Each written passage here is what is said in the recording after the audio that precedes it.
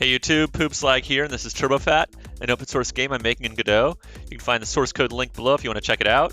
And this month I've been working on making career mode a lot more visual and less like a big ugly menu like it was last month. So you can see I've got this whole world with a bunch of creatures in it, a little menu up top with some cool icons, and overall everything's just a lot more visual than it was. Let me show you what I've done. So first thing I did was sketch up a few ways to redesign this ugly gray screen with just a few buttons into something more visual.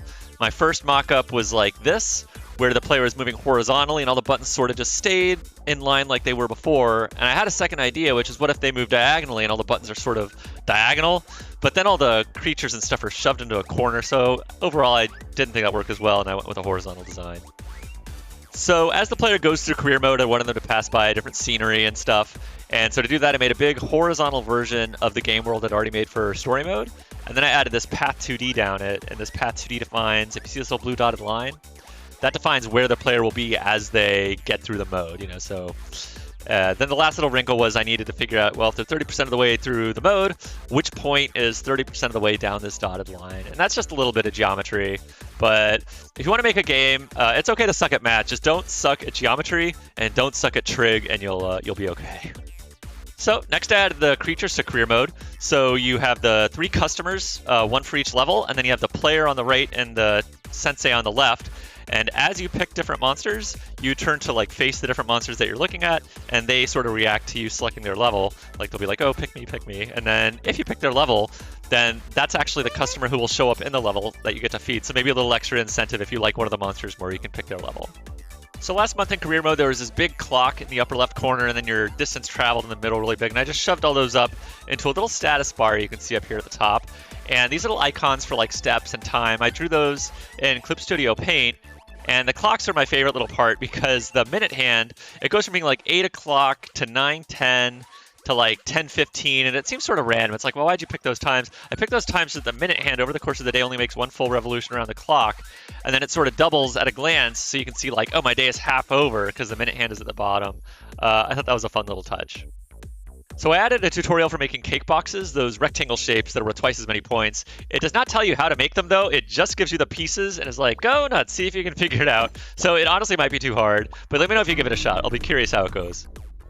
So I added a fun new level where basically it starts adding lines to your playfield ridiculously fast. You can never keep up with it, but then once you start a combo and your combo gets big enough, the level takes it easy on you and stops adding lines until you break your combo, and then it goes nuts again. And creating that level involved adding a few extra little toys where if you look at the code for the level says when a piece is written, and it is the 1, 3, 5, and so on piece, and your combo is 0 or 1 or 2, meaning your combo is small. So basically your odd numbered pieces and your combo is small, then I'm going to give you a line. And parsing all that stuff took a little bit of new code, which was kind of fun to write, where I just look and see, oh, they gave me a little sequence of numbers. Does it end with 3 dots? Yes. Then I have to break apart the expression and look at the pattern and see, like, I bet I can figure out the next, which numbers are in that pattern or not. So that was fun, and it gives me a lot of toys where I can have triggers that only happen for like maybe the first 50 pieces, or maybe like after you drop your 100th piece, the game just goes nuts or something. So there's a lot of fun little tricks I can do with this. So if you finished career mode in the previous month, like in the last version of the game, all it was a button that says you win, and you click it and it takes you back to the main menu. So I had to dress it up a little bit more than that at least, and this is what I mocked out. I thought, I like the chalkboard in like a restaurant aesthetic of like, I don't know if you've seen like chalkboard menus in restaurants, but I wanted to have something like that. And they just write up a bunch of notes saying like, oh, here's how we did this week. We served this many customers, we made this much money. And then the most ambitious part was one of this map at the bottom, which shows here's where we are. We're at like location, we're at spot 159. If you just go just a little further, we'll be in the next area, like the volcano area. And the player might see that and be like, ooh, I need to just get one more step. And this is what it looks like in the game, and I'm actually really happy with this. You can see, yeah, you got these little star icons at the top pointing to how you're doing, and those change each time you play. So there's a few different variations. And same for this customer here. He's not always this little handsome guy. Sometimes he looks a little different. And I got this cool chalkboard font, so it all looks kind of cool and hand-drawn.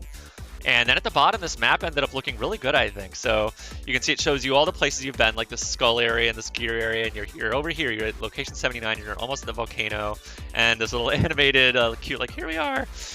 So yeah, I think it all looks really cool. Let me show you specifically how this map works, because that map was a lot of work. I think it took me about a week or so.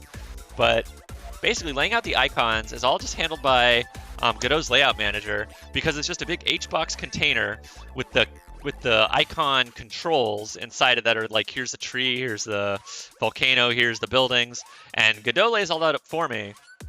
And then all I have to do is connect them with lines. So I wait for Godot's layout manager to do its thing, and then I add the lines afterwards. And adding the lines is just, you have to figure out where the endpoints are based on where those controls got placed. And it's just a little geometry. It's easy stuff, right? But yeah, that's all it was. It was pretty simple. So that's where we're at after December 2021. We've got this career mode looking a lot better. You know, it's really dressed up. It has little monsters, and overall, it just feels really fun to play. Now that, like, you'll go into the mode, and it's like, oh, there's these 3 levels. I have a pretty bad score on this one. I bet I can do better. But like, oh, I like how this guy looks. I'm gonna pick his level. So it just feels fun to play. It's like, it's always giving you new challenges, and I don't know. I like it. But the one thing I really need to pull in from story mode is all the little cutscenes and stories. Like, I want some piece of that in career mode, even if it's not like the full story I had in mind 2 months ago. Just little hints of it, of like maybe after the 3rd and 6th level, it'll just give you a little taste of like, oh, here's a little joke about this customer or whatever. Sort of like Pac-Man if you played that. It's not like there's a cutscene every level, but every once in a while, it's here's something that happened. So that's the balance I want to strike, and I hope you'll join me next month. When I think I'll have added some of that stuff at least, so you'll see how it goes. Anyway, thanks for watching. See you guys later.